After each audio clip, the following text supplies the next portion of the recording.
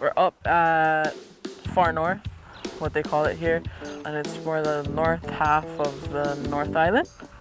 Right now we are at Te Aurere, which is Uncle Hector Busby's place. Uncle Hector is an amazing person. He started off as a bridge builder. All the bridges that we drove over to come to his place, he built all those, but then he kind of stopped because there was no more bridges to build.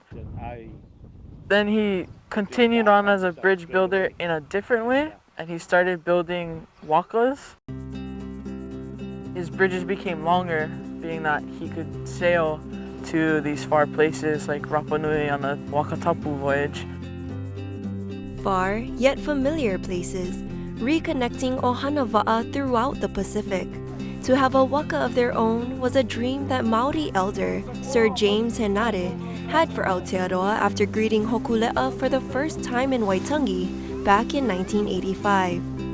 Who knows, one day we'll sail from here to Hawaii, making our own canoes and Maori people crossing the Pacific Ocean to your island of Hawaii or to the Friendly Islands. Uncle Hector Busby took on the responsibility of creating such a waka for his own people. When we started the canoe, the Hawaiians were here, the Rorotongans were here, and this all came after Huata, what's his name? He led the pulley for that morning. What he did was he handed a part of the pulley to every island that was here. That's when I started on Te Aurere.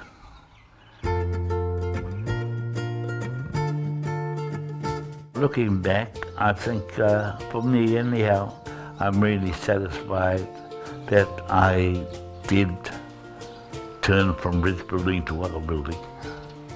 But as we all know, if it wasn't for Hokulea, it would never have happened. Yeah. Te Aurere is made up almost entirely of kauri wood, which is a native tree of Aotearoa. However, similar to our koa trees here in Hawaii, the kauri are becoming harder to come by. And they're huge, amazing, awesome trees. We see in Tanemohuta, which is one of the biggest lash trees, and it takes thousands of years for these trees to grow. And it's similar to our koa trees back home in Hawaii because of, introduced species and invasive species. We're losing those, and it's the same here with the kauri. The kauri trees are being eaten by a certain bug from the inside and it's rotting. After being on land for almost a year, Te Aurere is touched by the healing hands of the Worldwide Voyage crew, whose mission of Malama Honua led them straight to her.